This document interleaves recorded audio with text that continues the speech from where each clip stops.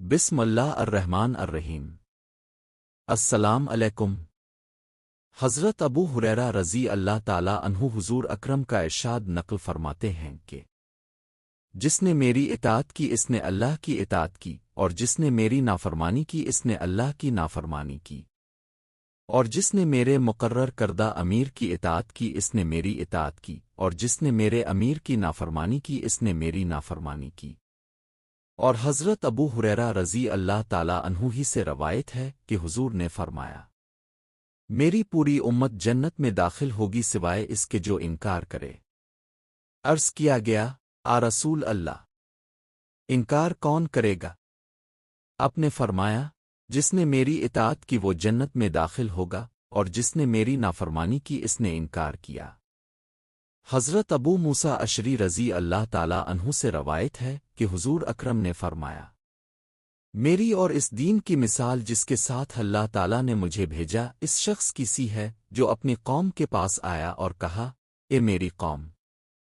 میں نے اپنی آنکھوں سے دشمن کے ایک بڑے لشکر کو تمہاری طرف آتے دیکھا ہے، میں تمہیں خالص خیرخواہی کے ساتھ خبردار کر رہا ہوں، لہذا جلدی یہاں سے نکل جاؤ۔ تو قوم میں سے کچھ لوگوں نے اس کی بات مان لی اور رات ہی کو نکل پڑے اور آرام سے چلتے رہے، پس وہ بچ گئے۔ اور کچھ لوگوں نے اسے جھوٹا سمجھا اور وہیں ٹھہرے رہے، چنانچہ دشمن کے لشکر نے صبح ہوتے ہی ان پر حملہ کیا اور انہیں ہلاک کر کے بالکل ختم کر دیا۔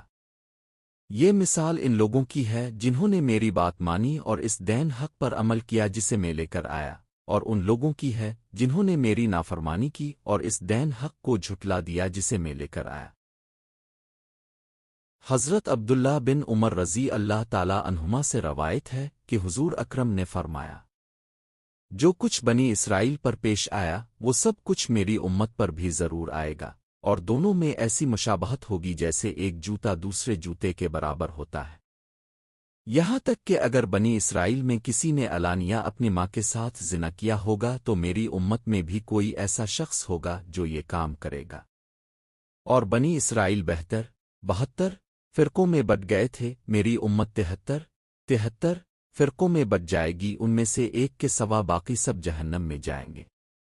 صحابہ کرام رضی اللہ عنہم نے عرض کیا، آ رسول اللہ، وہ ایک فرقہ کون سا ہوگا؟ آپ نے فرمایا، جو اس راستے پر ہوگا جس پر میں اور میرے صحابہ ہیں۔ حضرت ارباز بن ساریہ رضی اللہ تعالیٰ عنہ فرماتے ہیں،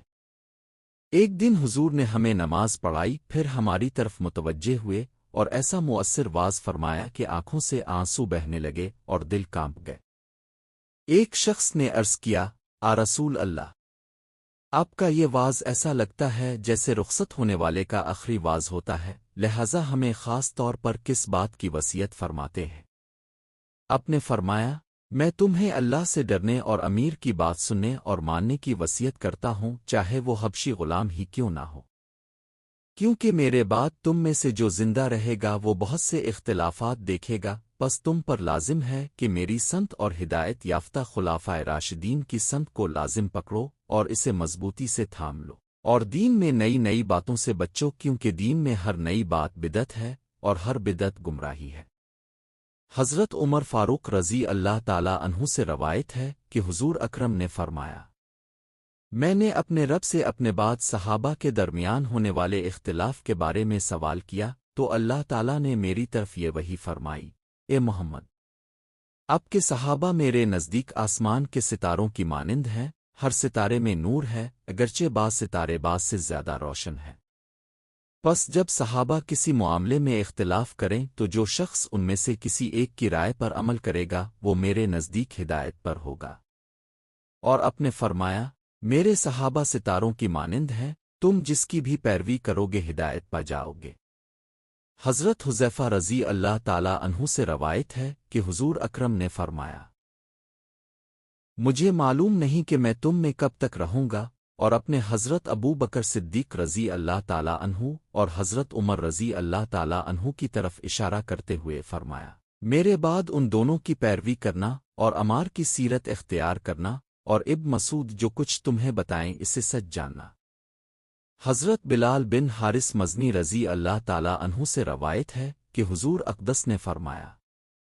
جس شخص نے میرے بعد میری کسی مٹائی ہوئی سنت کو زندہ کیا تو جتنے لوگ اس سنت پر عمل کریں گے ان سب کے برابر اسے اجر ملے گا، اور اس سے عمل کرنے والوں کے اجر میں کوئی کمی نہ ہوگی۔ اور جس نے گمراہی کا کوئی ایسا طریقہ ایجاد کیا جس پر اللہ اور اس کا رسول راضی نہیں، تو جتنے لوگ اس پر عمل کریں گے ان سب کے برابر اس پر گناہ ہوگا، اور اس سے عمل کرنے والوں کے گناہوں میں کوئی کمی نہ ہوگی۔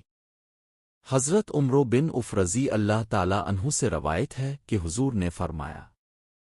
دین حجاز کی طرف اس طرح سمٹ آئے گا جیسے سانپ اپنے بل کی طرف سمٹ آتا ہے، اور دین حجاز میں اپنی جگہ اس طرح بنا لے گا جیسے پہاڑی بکری شیر کے خوف سے پہاڑ کی چوٹی پر پناہ لے لیتی ہے۔ دین ابتدا میں اجنبی تھا اور پھر دوبارہ اجنبی ہو جائے گا، پس خوشخبری ہے ان لوگوں کے لیے جو دین کی وجہ سے اجنبی سمجھے جائیں۔ یہ وہ لوگ ہیں جو میرے بعد اس سنت کو درست کریں گے جسے لوگ بگاڑ دیں گے۔ حضرت انس بن مالک رضی اللہ تعالی عنہ فرماتے ہیں کہ حضور نے مجھ سے فرمایا،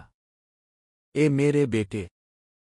اگر تم ہر وقت اپنے دل کو اس حال میں رکھ سکو کہ اس میں کسی کے بارے میں ذرا بھی کھوٹ نہ ہو تو ایسا ضرور کرو۔ پھر اپنے فرمایا، اے میرے بیٹے، یہ میری سنت میں سے ہے، اور جس نے میری سنت سے محبت کی اس نے مجھ سے محبت کی، اور جس نے مجھ سے محبت کی وہ جنت میں میرے ساتھ ہوگا۔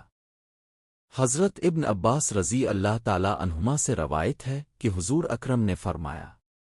میری امت کے بگڑنے کے زمانے میں جس نے میری سنت کو مضبوطی سے تھامے رکھا اسے 100 شہیدوں کا ثواب ملے گا۔ یہ روایت بیاقی میں ہے، اور طبرانی میں حضرت ابو ہریرہ رضی اللہ تعالی عنہ سے روایت ہے کہ اسے 1 شہید کا ثواب ملے گا۔